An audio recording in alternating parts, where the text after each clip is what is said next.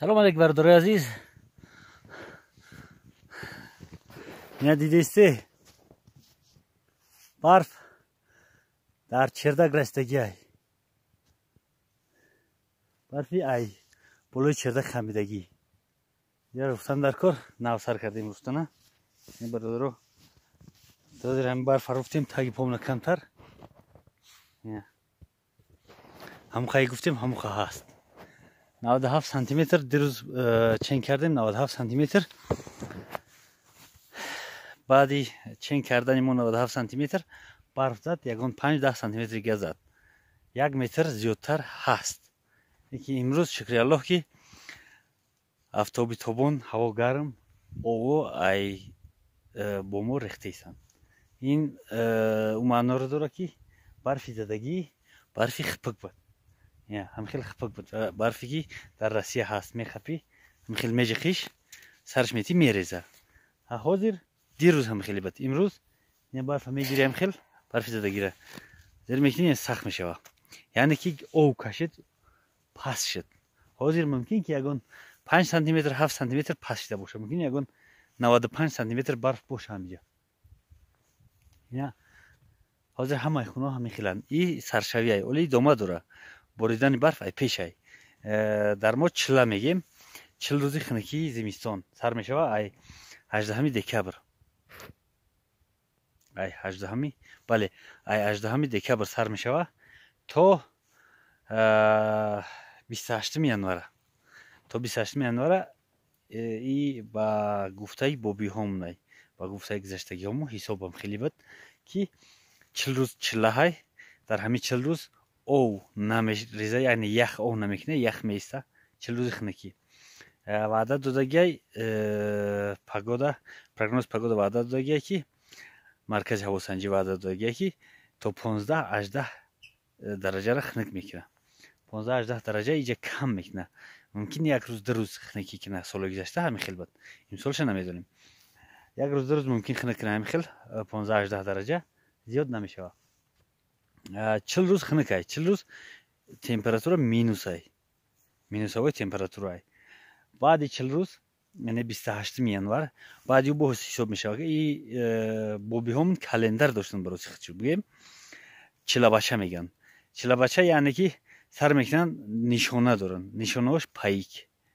بعدی پایک بجلک ای پو سر میکنن بعدی بجلک نمیدونم توشنم بعدی بجلک کوقی بعدی کوقی زانو بعدی زانو خرومیز بعد همین خیلی چلابچه میگن یوری بسیارن کمر نوروز کشید اخیرون خنکیای بعدی کمر نوروز بهار سر میشه میگن که کمر نوروز 40 کنده بسوز مقصد که خنک میشه در کمر نوروز هم خیلی حساب میکردن زمستان سر شد هیچ گپ نه 40 سر شد انتظاری میکشیدن 40 روز بعدی 40 روز حساب میکردن نشونه هاشون چلابچه ها حساب میکردن 40 روز دیگر بعد یو بهار میرسید خودش میشه 80 روز با جمع پیش خفا 90 روز خیر هیچ گپ نه سالهای گذشته مثلا 5 سال 10 سال پیش در همین جاهای ما زمستان ای 4 تا 6 ماه دوام میکرد سال گذشته کم بود زمستان 3-4 ماه دوام کرد امسالش میبینیم گپ نیست برادرها این برفی که زدگی این برکت ای همین خیلی که حاضر در زمستان در همه بیره رفتن نمیتونی از بهار سر شده همین دهه ما همین اطراف همین ناحیه ما همین خیلی که زمستان بیره رفتن نمیتونی ای برفه ای بهار سر کرده بهار تابستان تیرمو بیره رفتن نمیتونی ای علافه همین قدر اگر نه زیادتر ای علف میبره سالهای اخیر گذشته کمتر برف زده بود علف کمتر بود در نظر ما مختش دیدیم که علف کمتر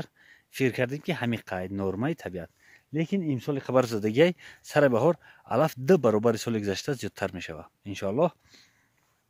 برای که خوراکی علف خوراکی درخت خوراکی دیگر چیزا هست خوراکی طبیعت خوراکی زمین هست کورپاش در بالاش گرمه ان شاء الله که علف بهترین امسال میشه ин ҳам ҳаму камолҳои бисёри шидагӣ ҳамеро дар назар дошт. бародаро, хай дида ина барфа ҳозир давом боз суҳбат мекунем. баъди ин навор як навори дирӯзаи ба навор гирифтем. баъди мемонем ира давом ира тамошо кунем. як чақчақ мекунем барои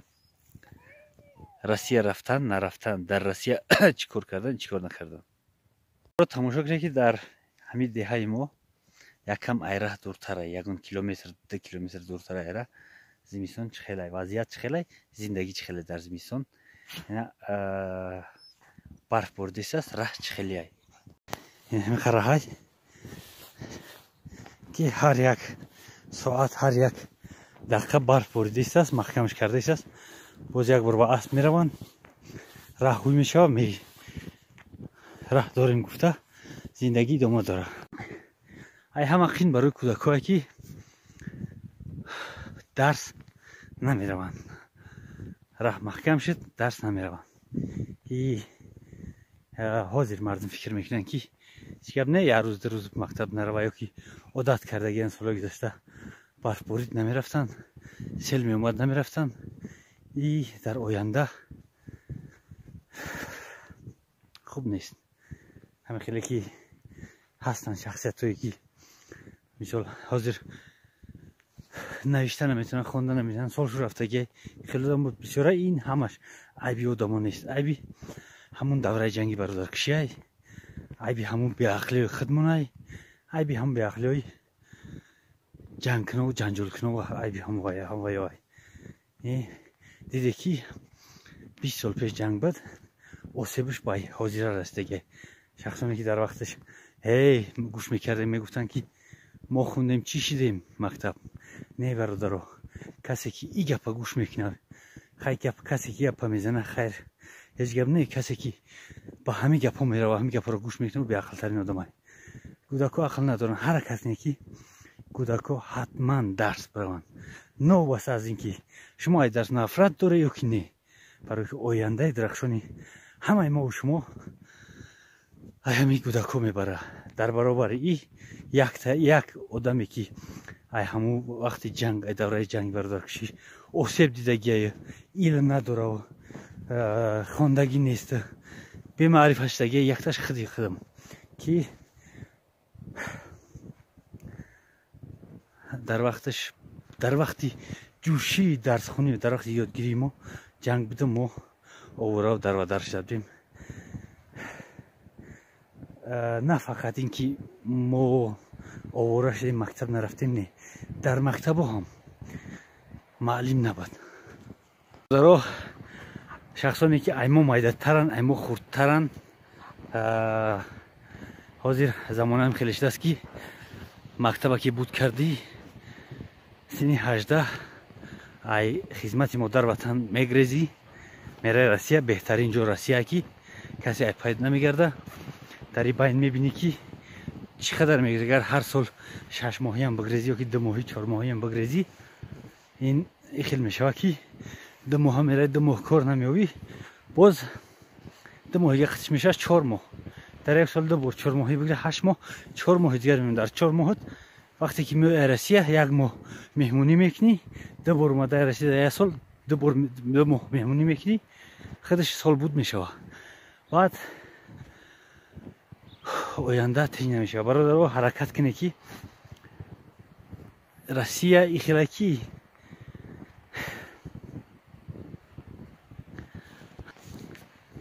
дурусте ки мераи пул кор мекунӣ, зиндагита мебарӣ. не бародаро, ҳар чанде ки ҳаракат кунем бисёртар тарафи Россия бирем, на фақат Россия, тарафи хориҷа бирем, ҳамон қадар мо ақиб уфтода мешавем. тоҷикистон ақиб уфтода мешавад. бародаро мегӯянд ки давлат чӣ кор мекунад ки кора буд кунад ё ки ягон кора бикунад. бародаро, давлат кист? давлат моему шумо. вақте ки мо набошем, давлат нест. вақте ки ними мардум рафтанд дар ғарибӣ, шаҳрҳои бегунаро обод карданд, дар он вақт давлати мо чӣ хел обод мешавад. барои ҳамин бародаро, ҳар як заррае ки коре ки мо мекунем, масалан дар замин як одам як бел ки мезана, ин дар ватани худ ин як пешравиай. бародарои мо бисёр дасти дароз доранд иншоаллоҳ ва метавонанд ки бисёр коро бикунанд. خیر چخل بگیم زندگی همیه که یکم قینتره حرکت میکنی لیکن برای همگان درس اینا من خودم در مهاجرت بدیم در مهاجرت مهنتی بسیار گشتگیم چندین سال بعد ای اومدیم همیجا ای صفر یک ای نول زندگی را سر کردیم این دیده است زندگی ما چخیل میروه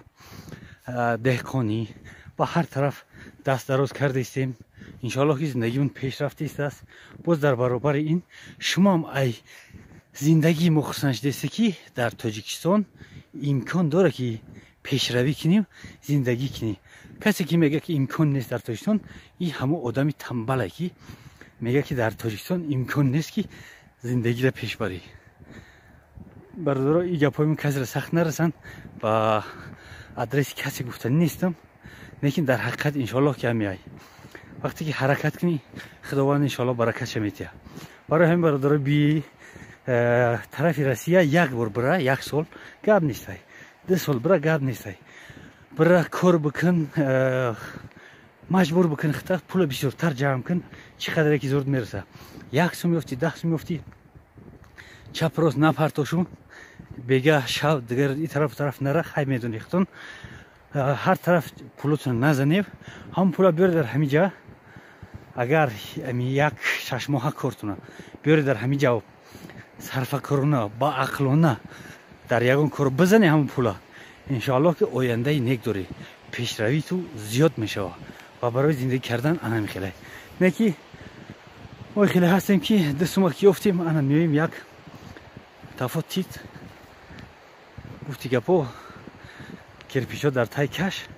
وحیمه کرده میگردیم برادرها و وحیمه دور دراز دوام نمیکنه یک روزیم خروزیم گفته این درست نیست برای همین فکر پگاه کردن در کار خروز او طرف بون موکیونه بگیر که تخم بکنه تخمشان بخری خودشه در اخیر بخری که چوجه کنه چوجت برا زیاد شوه های برادر از بسیار گپ زدیم اینترنت کوی رفته استیم بریم در جای اینترنت دار همین ویدیو رو بگذارونیم که وقتی شما هم خوش و وقتی ما هم خوش خیلی برادر عزیز گپی بسیار یک خرابار همون گپ خطا زده باشیم کسی خفه نشوه در امان الله باشید زنده باشید تا بازدید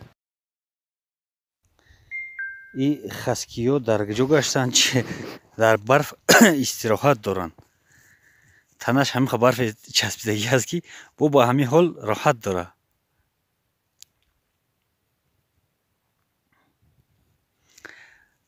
برای سگا جاسوس کردیم در که پرتافتیم تگی پشت میدکه هیز غیر پرتافتیم جاسوس کردیم برای خوب شدن شو خوب نمیشوند میبروی بیرون در روی برف خوب میشوند خیلیش هم باز روغن خوب گرم دسته روغن خوب خوردگیان برای همون خنکی را حس نمیکنن